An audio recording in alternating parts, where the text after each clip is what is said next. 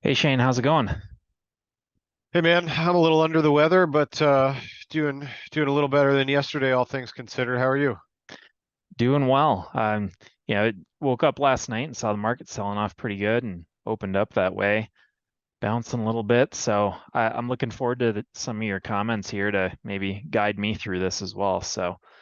You know, anyone new to the channel, today is November 17th. Please like, subscribe. Also, if you got any comments or topics you'd like us to cover, please put those in the comment section. We'd love to hit on that. So with that, Shane, what do you say we step into it? Let's do it. Perfect. So here's our first fun slide just from the attorneys, but you can save that if you'd like and read it. But let's get in here. Jerome Powell, he's had some statements he's been saying. Shane, I know you're kind of the expert here, so I'll bring those up, but add comments where necessary.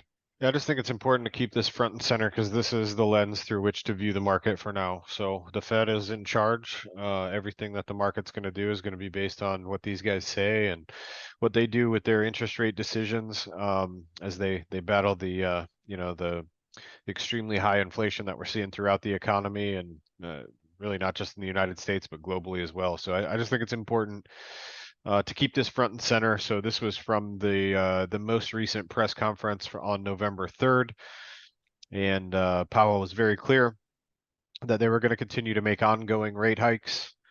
He went on to further kind of reiterate that, said it's very premature to be thinking about pausing. Again, this was on November 3rd. This was 2 weeks ago from today. So when the market gets all excited and wants to rally, you have to keep it in perspective with what the Fed is actually doing. So um, the market can bounce and rally all it wants to, but when the Fed is sticking to its guns, you got to keep that in mind. So Yep. um, said we have a ways to go. We need ongoing rate hikes. So despite any type of messaging and market interpretation, these guys are going to stick with rate hikes at least until they get inflation under control is what they've been saying and what they've been doing since at least the Jackson Hole speech back in August. So late August, I think that was August 26th. So that's where we are with the Fed. I think we're going to have a few more slides related to the Fed before we get into charts because we do think it's very important to just keep in perspective regardless of what the technicals look like, regardless of what the percentage changes and any of the indexes or ETFs, this is the lens through which to view the market. So far, the pivot narrative, the pivot being the Fed switching from hiking to cutting rates, um, they've totally demolished any narrative around pivoting to rate cuts. Yep. And Shane, we always kind of talk about this transition to cutting, but in between, they might just keep them the same, right? So still not a positive environment. So it might be a while before we see a positive environment, but let's go ahead and look. So we've got this Fed speak slide. We added this, but some key comments. We'll play a little game here. And Shane, I'll leave it up to you. I'll bring the comment up and then you can tell me if you think it's hawkish or dovish. And Well, dovish you means know the answers already, so you can't play anyway. This is for the folks at home, maybe to have a little bit of fun before we show them what the answer is. So yeah, Federal Reserve, and I should have probably looked at who is a voter and who is not a voter. Some of these Fed governors don't actually get to vote on whether or not there's going to be a rate hike. Some are permanently voters, and otherwise they switch around ever so often. I don't even know on what basis, if it's a year or some other number of months or quarters. I really don't know how. Do you know how it works, Kyle? that I don't. I know the New York Fed is like a permanent voter. They always get to vote. And I'm sure the Fed chair always gets to vote. But otherwise, there's a whole bunch of, gosh, I don't even know how many Fed governors go to the meeting. But they don't all get to vote in every single rate hike decision. I think they do certain terms. It's probably about a year, maybe more than a year. But there's some who get to vote and some who don't get to vote, and then that cycles ever so often. So that's something maybe we could look into for another call. But so I'm not sure if Collins is a voter or not at this time. But Susan Collins said that the risks of the central bank raising interest rates too far have greatly increased. And so Question is that hawkish or is that dovish? And hawkish is inclined to raise rates or tighten monetary policy. Lots of different ways to say the same thing. And dovish is inclined to ease policy or cut rates. And so this one seems to me to be dovish. So we got a nice little image of a dove. Fancy slide. Yeah. So then this next one, I'll go ahead and read it, but Federal Reserve Board member Chris Waller said there's still a ways to go before the central bank stops raising interest rates to bring inflation growth back to its target of 2%. Yeah, so this was on 11/11, so Friday of last week. Both these comments were Friday of last week. So all since the most recent Fed discussion and decision and since our last call. And this one says there's still a ways to go before stopping, which means inclined to raise rates. So that's hawkish. That one gets a hawk. And right you are. So I'll let you read this one. Lael Brainerd on 11/14, that was Monday of this week, said it would soon be appropriate for the central bank to start slowing the pace. So slowing the pace of what? Hikes, interest rate hikes. So looking for a 50 basis point hike in interest rates in December. Is that dovish or hawkish? Well, rates going up is hawkish always. I don't care by how much, it's hawkish. So we're getting another hawk, which means market likely to go down. By the way. So in the next one here. Oh, so we got Brainerd on there twice. We messed it up. We can put a big X over that one. I don't know what happened. We'll leave that That's one out. Everyone knows what that'll be then. So yeah, that one's duplicated. Sorry about that. All good. So here's the next one. So Fed Reserve Bank of Atlanta President Raphael Bostic said inflation growth has yet to see a broad-based decline, meaning more interest rate hikes are needed. Oh, more interest rate hikes. So we know that one gets a hawk.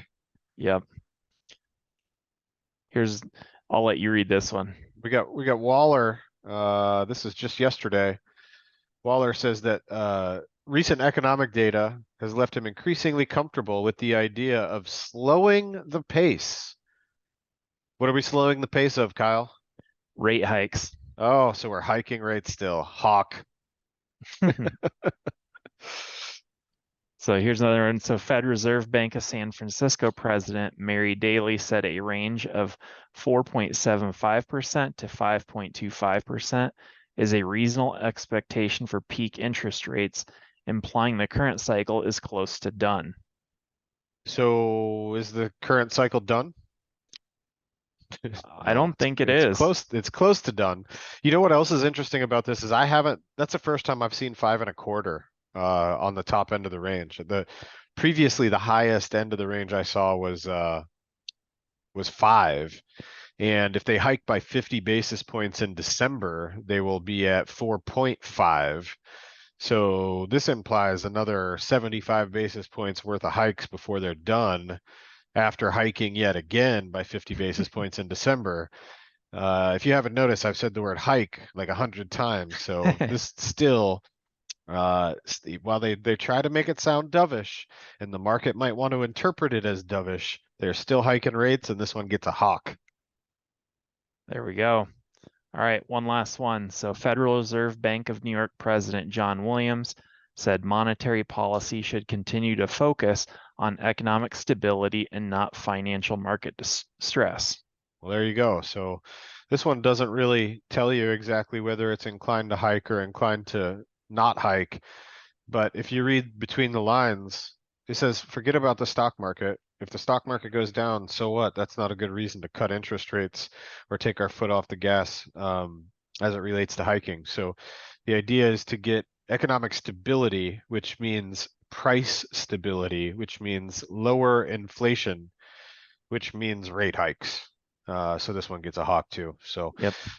You might be able to try and argue that one just because it's not clear, but out of the, what do we got? I guess 7 statements. It looks like 8, but one's duplicated. Out of the 7 different statements, we only got one that's dovish, and that dovish one is kind of concerning because the Fed probably will hike interest rates too far. They almost always go too far. They cut rates, kept them at zero for too long, which is why we've got the inflation we're seeing now. And so that's what happens when you have when you're data dependent based on, you know, backward looking data. You tend to not make anticipatory moves, and you always go too far in any direction. So they're likely to tighten too far and break the stock market. And that probably means the market has a lot lower to go if they continue to hike. Yep. So moving on, Shane, I wanted to highlight something here. So this is a grid of all the sectors of the S&P 500 and how much of each sector are trending above their 5-day moving average, 20, 50, some of the key averages that are out there.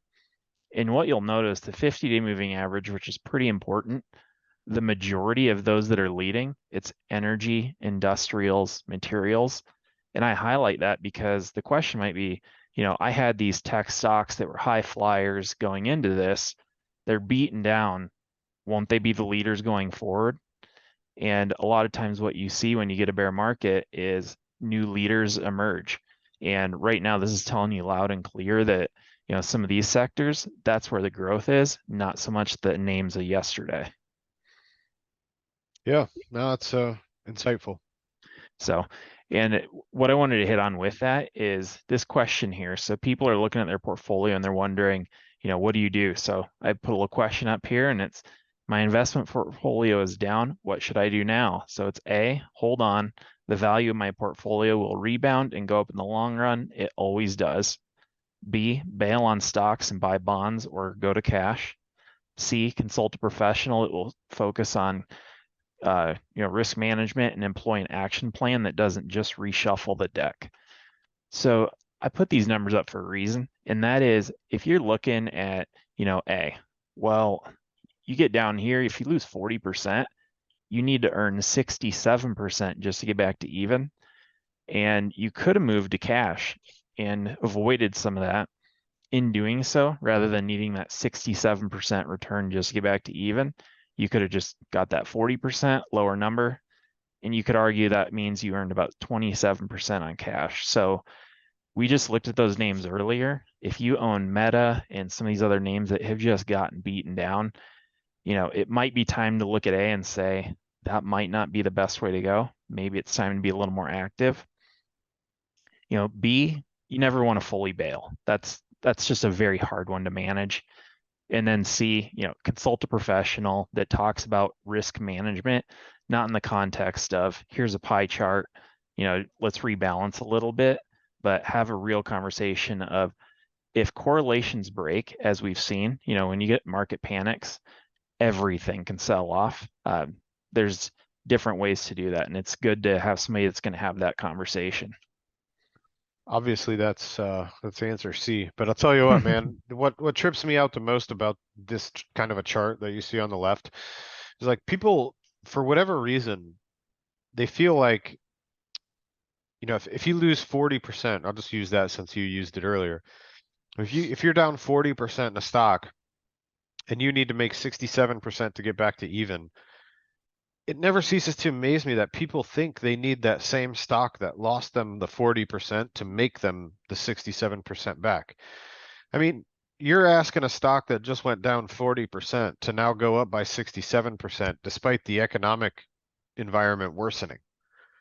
That's not likely to happen, So if you do happen to be down 40%, probably the best thing you can do is get out of it before it's down 60% and you need 150% to get back to even, and find something else that is in a better position to go up that 67%. I mean, I agree. I want my money back too when I have a loss, but the most important thing is to keep the losses small, because a 10% loss, you only need to make 11% to get back to even. That's no big deal. You can handle that. You can handle a 15% loss. You can handle a 20% loss. You start getting into the 40s and 50% losses, the numbers, the arithmetic gets crazy, and it's very difficult to get your money back. It's even crazier to think that you need to get it back from the same stock. The IRS and your portfolio balance do not care which stocks lose you the money and which stocks make you the money. So if you're staring at a stock that's down 40%, the economic environment is worsening. We're just starting to see layoffs accelerate, unemployment maybe tick up a little bit, Fed getting to peak interest rates. Like, there's no reason that you need to stay in that same stock that hasn't performed well during the current environment and ask it to perform even better in the coming environment. There are a ton of other stocks out there that are likely to do better. And so the idea is to position your portfolio for what's coming next, not what just happened. So, I mean, occasionally you might find out that a stock that's down 40%, that's normal volatility for that stock. If so, I hope you didn't put 10% of your portfolio in it. You gotta size your positions appropriately for what the normal risk is. Like Amazon, for example, Amazon moves by 30%. Like when that thing drops, 30% is a normal risk range. When it drops by more than 30%, I think you have to start thinking about it. Like, hey, should I lighten up my position? Should I exit this position and find something else? But there's a lot of stocks that move 30%, and that's kind of normal behavior for them. Hmm. Um, so depending on what's normal volatility for the stock that you're talking about or the position that you're talking about, you have to also say, well, hey, if this thing can drop by 30% and I'm going to keep holding it, maybe I should put a little bit less in it than, say a Johnson and Johnson or a Hershey or a Coca-Cola, which has normal volatility of like 15 to 20%, you know?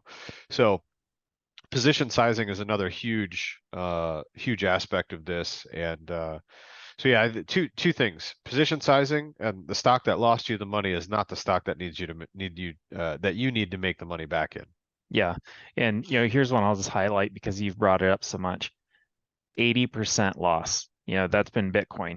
We've talked about that it's retraced that much in the past. That means you have to get a 400% return just to get back to even. So a little risk management goes a long ways because I would much rather avoid losing the 80%, buy it when it is down 80%, and then be looking at a 400% return in addition to wherever I started, not just recouping losses. So, Yeah. yeah.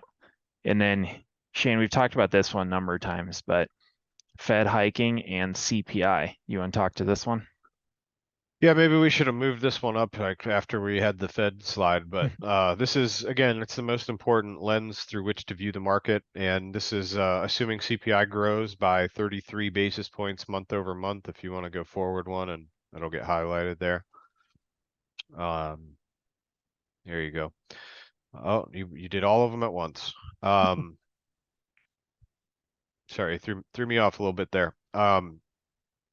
So if CPI grows by 33 basis points month over month, consistently through the end of next year, we will get to a real positive Fed funds rate in May.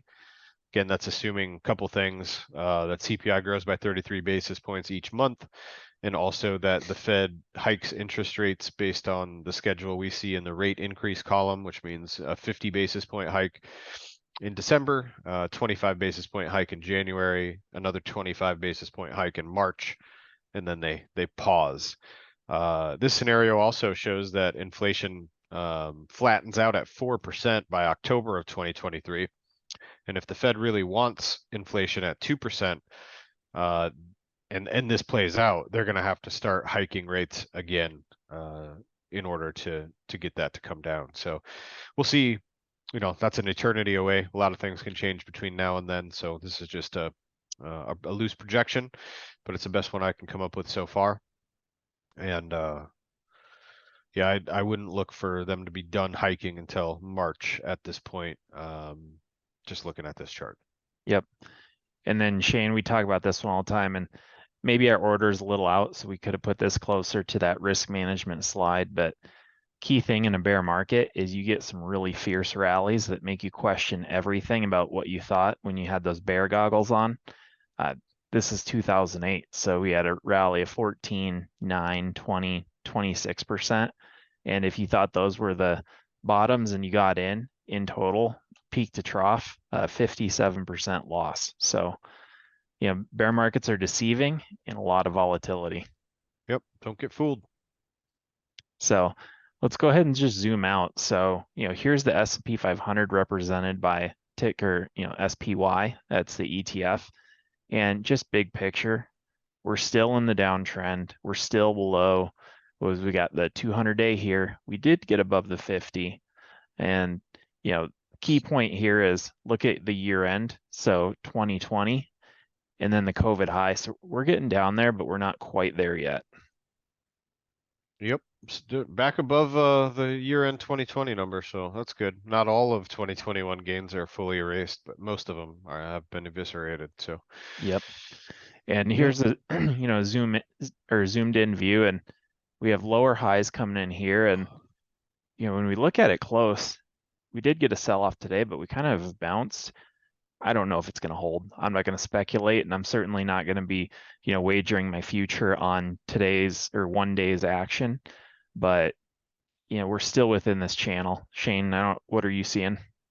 I see that we gapped down and now we're just trying to cover the gap for the day. So I wouldn't surprise me to see the market trend a little bit higher today, before probably, turning around. It looks to me like the momentum at the bottom is kind of, it's been positive since gosh, I don't know, the middle of October or so. And so I think it's probably about time for that momentum to take a negative view and kind of start rolling back down. So I think the rally that we've seen off the lows in the middle of October has mostly run its course.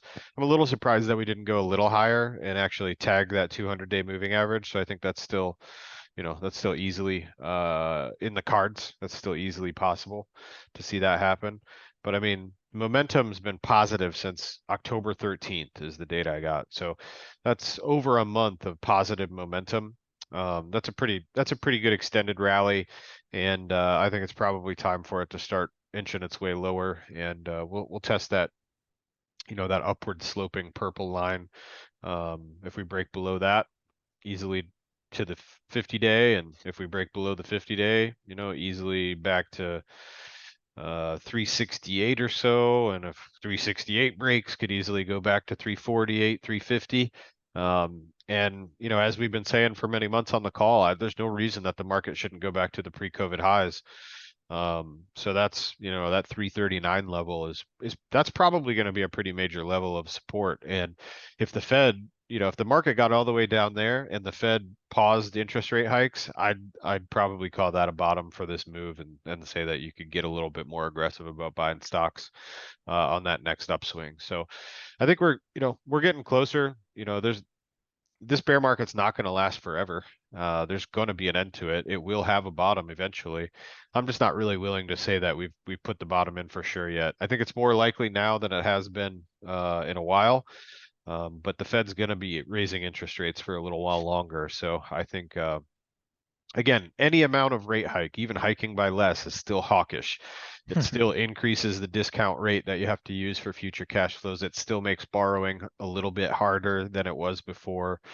So higher interest rates are going to be bad for asset prices, but that's the whole point. They want to bring inflation down. So far, inflation is not very low. It's falling, but it's still extremely high, and people in the economy are hurting. Housing is hurting, and food is expensive, and so we'll see what happens with holiday shopping this year. But I don't, there's a lot of inventory out there in the apparel sector, particularly. I think there's going to be a lot of discounts. Target just came out with earnings yesterday and totally missed, was down 15%. They were talking about how theft has increased their losses by like $400 million because people are stealing stuff now.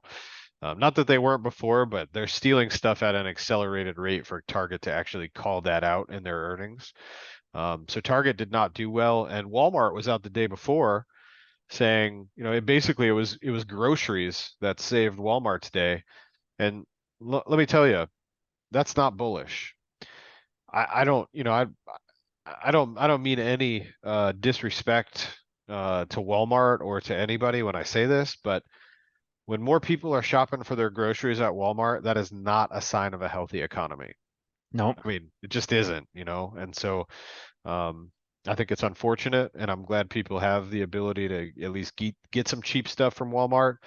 And maybe that means you want to buy some Walmart stock, but it's not overly indicative of a strong market or strong economy in our country. So for what it's worth, those are some interesting numbers. Yeah. And I wanted to highlight too, next week is Thanksgiving week. So that's on Thursday. So Shane, we might have to talk about that, but maybe we'll get this out on Wednesday. Oh yeah, Um, good point. but the key thing there is light holiday trading. So you don't have the big portfolio managers managing the desks. So you can get some rallies that sustain or some deep sell-offs that happen. We've seen that before.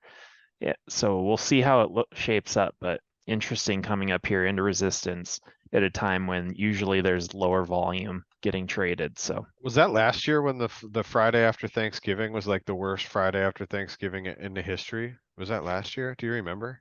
I think so. I do remember the one I was referencing was it December of 2019?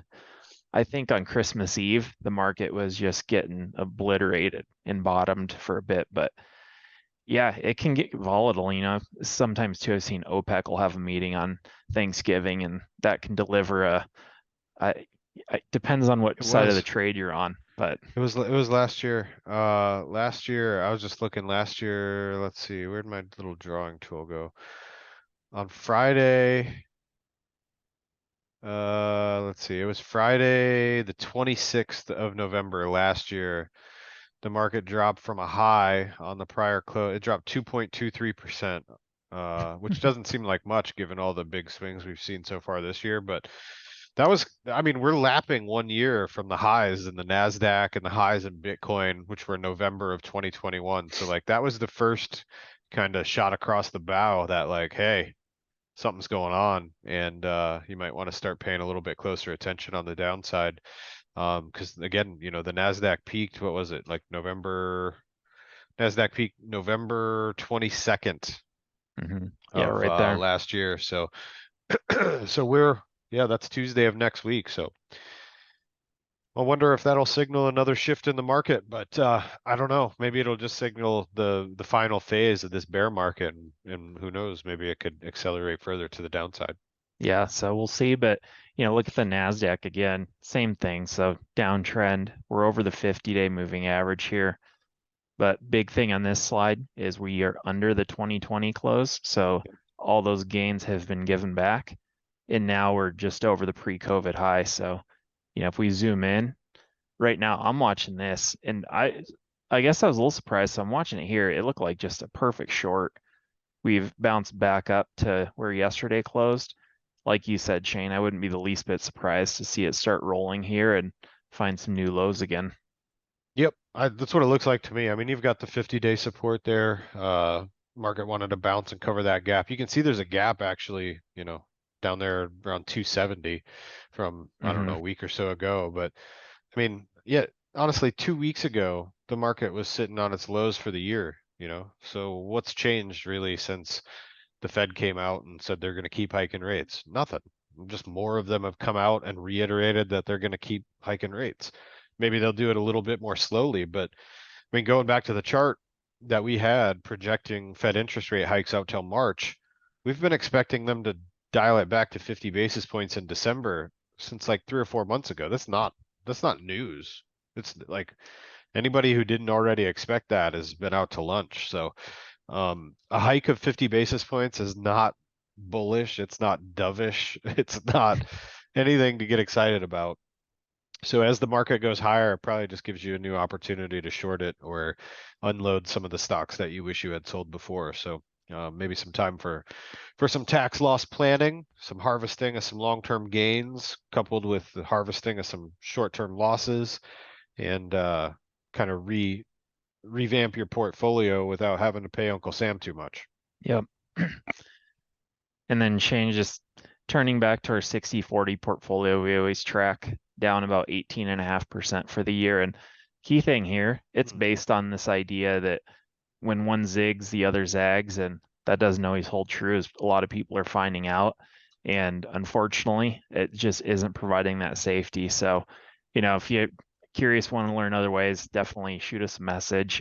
Let us know. Be happy to give you some education on that, point you to some resources, but you know, the 60/40 portfolio is not doing what it's been promised. No, it's down 100 basis points more than just buying the SPY. Hmm.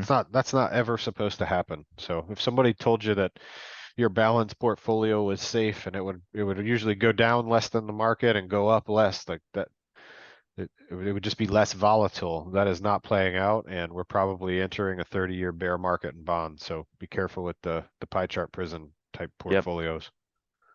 And then Shane, this chart's been frustrating for me. I gotta say, I was looking at this is oil, and I thought for sure we were breaking this downtrend resistance line.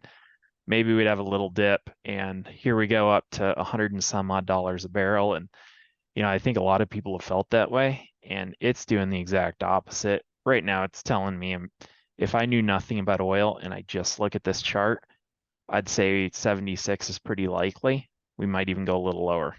Yeah, I could see it stopping right around here, just like it did, what, middle of October there. You can see like the current price line kind of goes right, no, the next low. See that? Yeah, see Right how it there. just connects right there pretty perfectly. And that line has been tested a number of times before the 76 price was tested. Hmm. So like if you just trace that red line back, you can see it's held as support a number of times, even all the way Yep. back to February. So I could see it stopping right here for now. But yeah, if it doesn't hold up here, 76 is a no-brainer over the next couple of days. And I left the white arrow at the bottom from last week where I kind of highlighted that, this thing is breaking down and momentum is dropping with it. So it was likely, to go lower.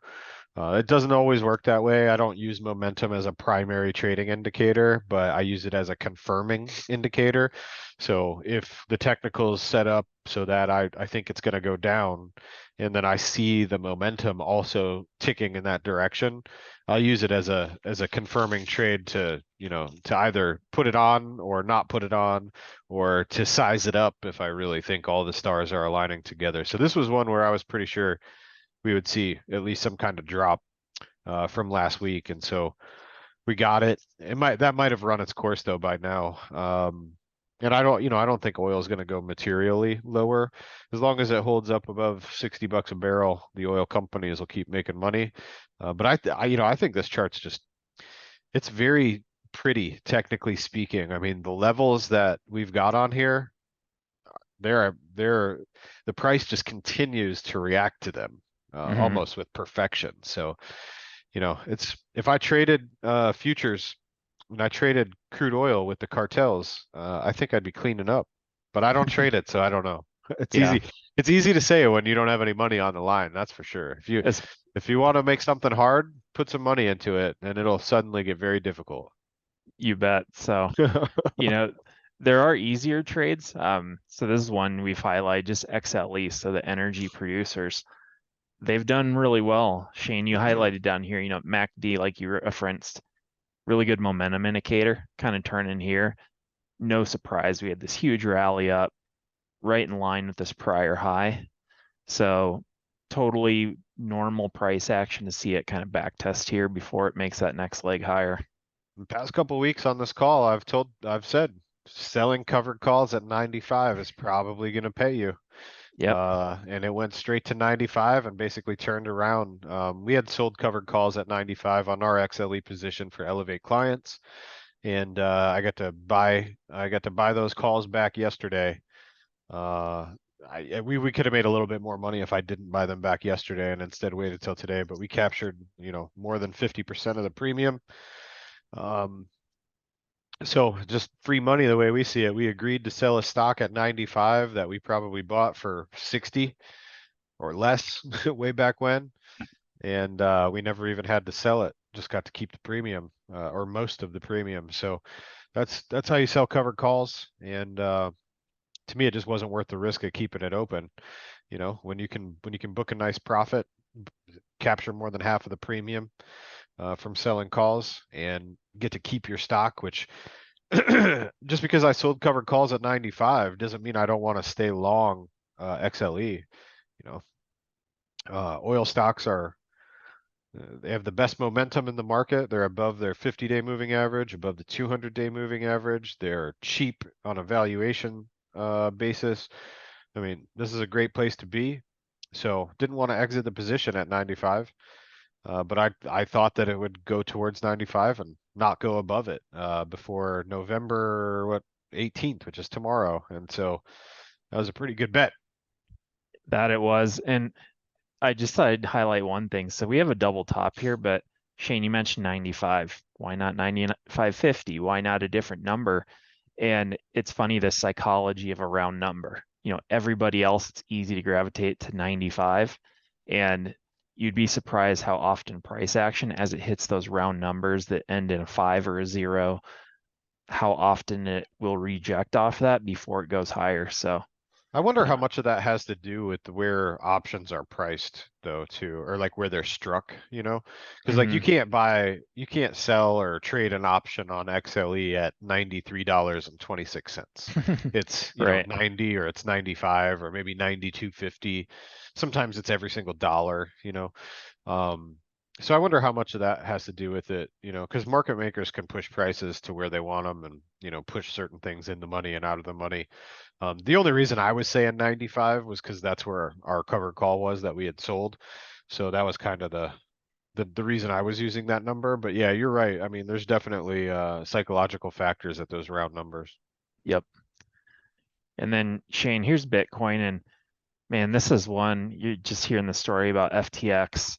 Basically, sounds like a Ponzi scheme from what I've gathered, Yep. blowing up, and Bitcoin's getting clobbered. And this just goes into this conversation we've had so many times.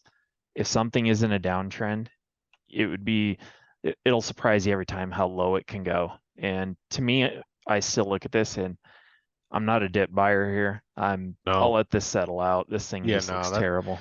I think that thing's more likely to drop out of that flag than it is to bounce out of that flag. Uh, Despite momentum and everything else. I mean, this is a great example of news or headlines trumping technicals. Like you got to reset your technicals when a news event like FTX Ponzi scheme and Sam Bankman-Fried, when that kind of headline comes out, you can forget about whatever the technicals are. You can forget about the moving averages and the support levels. Like nobody cares. I'm actually surprised it didn't drop even more on that news. But again, it's a great reason, to be in Bitcoin. I mean, this is part of the reason that I like Bitcoin is because you can't mess with it. You can't the ledger is what it is, and Bitcoins are what they are, and nobody out there can manipulate them or create them out of thin air or burn them, as this FTT token thing at FTX. Like basically how they committed their fraud and their Ponzi scheme. Like that's just not possible with Bitcoin. And that's what I love about Bitcoin. So I'm still optimistic on Bitcoin in the long run. And I really do hope I can buy some for 13,800. If it gets there, I'm not a bottom picker, as anybody who's been watching this for a long time knows. I don't like to pick bottoms, but if I get to buy Bitcoin for 1380 or 13,800, I will. Yeah. I won't wait. I'll just buy some right there and see what happens. So, whether I stop out of that and get to buy it lower, I don't know. But I've been looking at that number for a year now, and I'd be happy to buy some there. Yep. And then, turn to interest rates here. We highlighted last time is you call it a consolidation. Maybe it's rolling over a bit. Now it's under the 50. Now I'm thinking it could pull back a bit, and I don't think anything's wrong with that. It's kind of a good thing for the overall economy, I think. But we'll talk about another slide. The yield curve is the key factor there. What are your thoughts, Shane?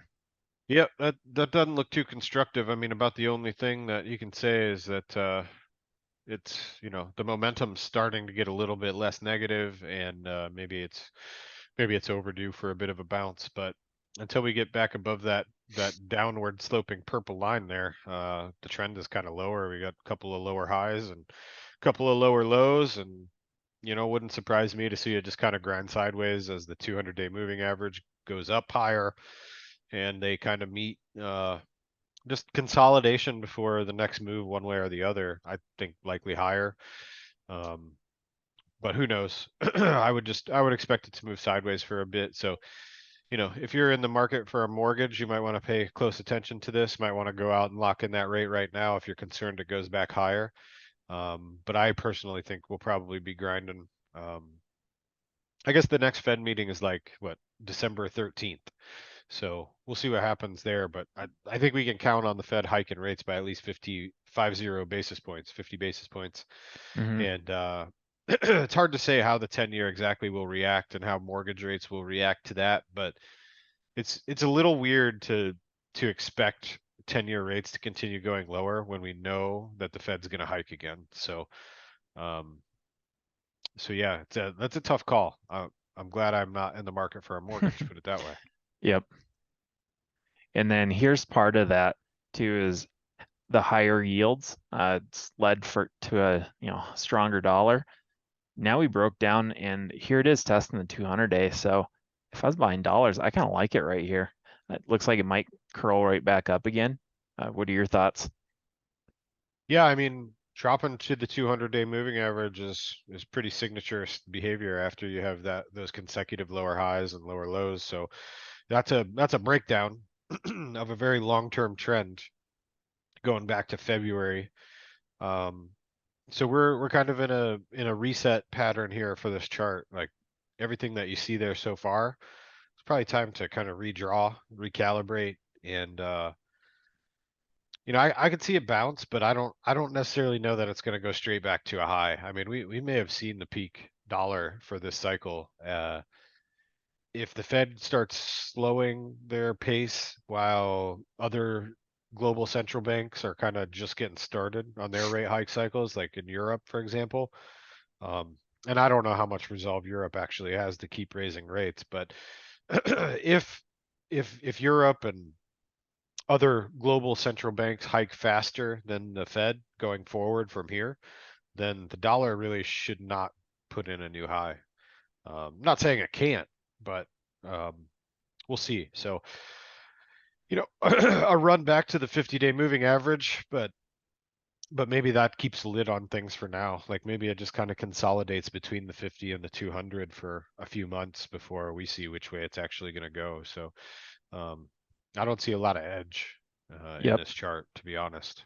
I agree. But the implication here, Shane, you brought this chart in, and this is the S&P 500 charted against the dollar. So we talked about zigging and zagging. This is one where, here's the dollar represented by the gold line, and here's the S&P 500. Clearly, you can look at this and see this trending up, S&P just trending down. So that strong dollar isn't necessarily helping. Yeah, no, that's exactly right, Kyle. Sorry for my voice here. I think we're gonna have to wrap this up soon because Yep. I'm running out of voice to talk. But yeah, So, sorry, just going back to that last chart, just really quick. Um, from the beginning of the year, the gold line moves from bottom left to top right, and the blue line, which is the S&P 500, moves from top left to kind of bottom right.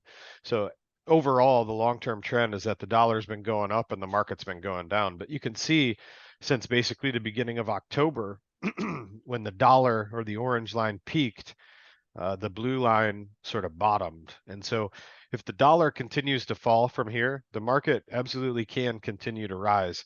Um, but I question how far the dollar can really fall now that, the prior chart we looked at showed that it was resting at about its 200-day moving average. And we do have the Fed continuing to raise rates. So I think there's a limit to how low the dollar is going to go from here. Um, but if it continues to fall, then the market could easily go back up. They're definitely inversely correlated. So a weaker dollar is going to be good for the stock market. yep. And Shane, here's a chart we highlighted before. Perfect consolidation on copper. We thought maybe it was going to break down. Instead, it broke up with a lot of force, but right into the 200-day. And I think Shane, our last video, you called this one out right on. You thought come up, hit that 200-day, fall back, and are the buyers going to step back in right here? I mean, I'm a little surprised today. I haven't seen more buying step in. We'll see, but it's close to that level, but not quite where I'd want to be picking it up yet. I want to see a little more confirmation that it's going to actually hold this level. Yeah, and that momentum looks awful. It looks like it wants to roll lower hard. So, how far can it go to the downside before it finds some support? I don't know. At least three and a quarter. You'd say, well, maybe between 3.25 and 3.5. But yeah, I think downside for at least a little while in copper. And I don't know if that'll mean anything in the short term for the stock market or not.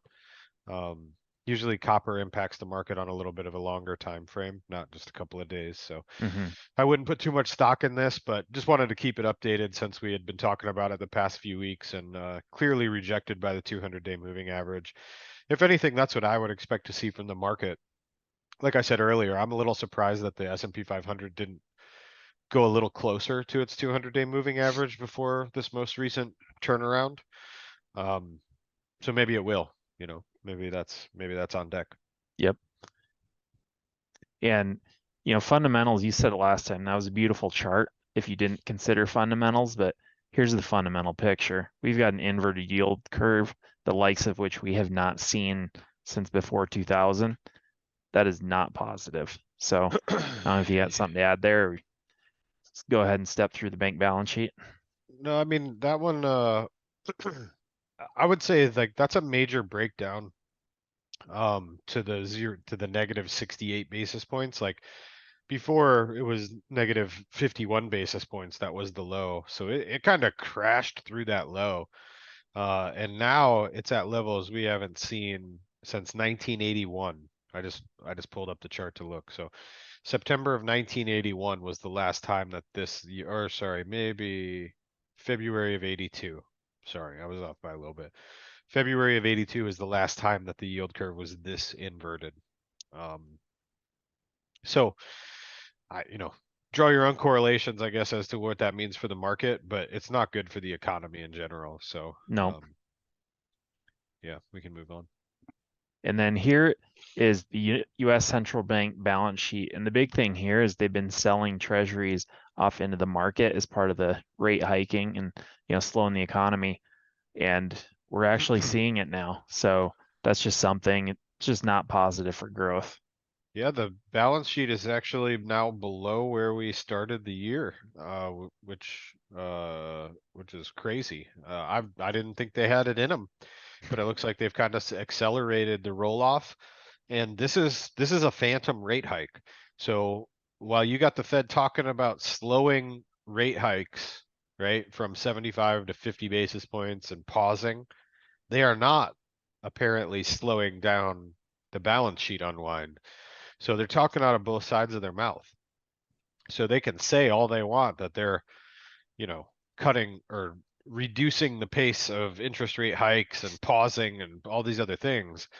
But by not buying these bonds, not replacing the bonds that mature off of their own balance sheet, they are causing interest rates to go higher, just through that action. So there's a couple of different things to be mindful of here. So even if the Fed pauses, they're still going to be exerting upward pressure on interest rates by not participating in buying more bonds like they have been since, I don't know, I guess essentially the great financial crisis, save for a few months of quantitative tightening back in 2018.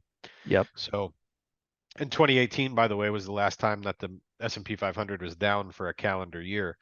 So no surprise that it's going to probably finish down this year as well. So, they could keep cutting the balance sheet for probably years from here on out before they're finally done. So there's no telling what will happen with this, but this is definitely a headwind for stocks and certainly a headwind for bonds. That it is.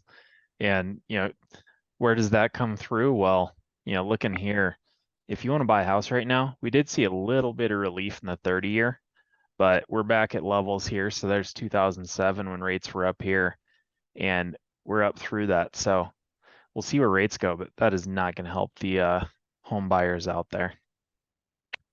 No, it's better than 7.08 like it was last week though. That's a pretty massive drop in a week's time. So It is. And that's something too. We want to see it correct, but not too fast. And then, here's one. Shane, I was looking at this. It's interesting. So transition into delinquency by loan type. Student loans just kind of fell off a cliff there. And I know there's been some talk, oh, they're going to forgive loans and all that. So I don't know how that played in there. But, Well, right now, how can you be delinquent by 30 days on a loan that you don't have to make any payments on? and there it is.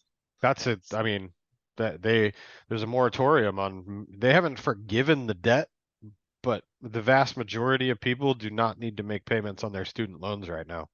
Yep. So that's why the delinquency rates fell off a cliff. But you can see even those have ticked up ever so slightly since I put that blue line on. Mm-hmm. And auto loans and credit cards are ticking up big time. So it's almost time to go out and start looking for a car. And credit card delinquencies are definitely ticking up. I wouldn't want to be the owner of like an Affirm stock, AFRM. That thing's just been decimated because they lend to essentially subprime only, the deepest type of subprime borrower. Mm-hmm. You can buy a T-shirt with four installment payments or something like that. Which I mean, I'm not picking on the people who use that kind of thing, but that's just not indicative of a strong economy if you need to take 4 payments to buy a pair of pants. No. So anyway, yeah, delinquency rates are ticking up. I didn't get a chance to go through the entire New York Fed's consumer credit release. So I'll do that hopefully over the weekend and maybe have a few more slides to share next Elevate chat that we do maybe Wednesday of next week. But these delinquency rates are something that I've been keeping an eye on for a while. We should see those start to tick up as interest rates go higher, as unemployment goes higher. You would have to believe that the delinquency rates will rise, leading us into a recession of some kind. Yep. And then here's one, just, consumer sentiment. So this is always a big one. How confident are people about the future? And I'm looking at this thing, it's pretty low. What do you got there, Shane? Lowest ever. Lowest ever. These Since lows tracking. coincide with future strong returns in markets. So if you had bought stocks every other time it reached a cycle low, there's only one time that you would have lost money, and that was in 2008, 2009, when the market dropped a lot, or it reached its low. But other than that, you can make some pretty good money buying at these levels, and there's only so low it can go, right? So who knows? I'm not necessarily saying this is a bullish thing. It's actually pretty, but like sentiment is something that you can be contrarian of. When it gets that bad, it's likely not to get much worse before improving. So Right. we'll see what happens. But I thought it was interesting. Every time you see an extreme like this, it deserves your attention, and maybe a cup of coffee and a walk to think about, and how's that going to change and how's that going to impact things. Yep. And then Shane, I just found this article in the Wall Street Journal, but this was today, and it's pretty big. They went from Liz Truss, came in and had a very short term because she was basically going to put a lot of stimulus into the economy. Now you have the new PM and came out and said, hey, we're going to raise taxes and do some spending cuts. And finally, we are seeing a government that wants to fight inflation. So something I think is positive, but just something else that just kind of adds to this backdrop that nobody's going to be out there just pumping money into the economy, getting those stocks to go higher. We're just going to be in a bit of a hawkish environment for a while. Huh. Yep. And then finally, here we go. I know there's a lot of job adjustments out there, and those Twitter employees, we'll see. So good Babylon Bee article here. Yeah. I'm glad I didn't work at Twitter. I don't think I'd want to work for Elon Musk anyway, but those guys are having a bad time. They are definitely changing. They got to pay for their own lunches and everything now. Even the ones who got to keep their job, they got to buy their own lunch, and they don't get nap time. And man, it must be tough. It must be. So, well, Shane, that wraps it up. Thanks again. I hope you feel better and get you on the next call with a clear voice. So go rest up, and I'll see you next week. All right, man. Thanks, Kyle. Yeah, have a good one. See ya. Bye.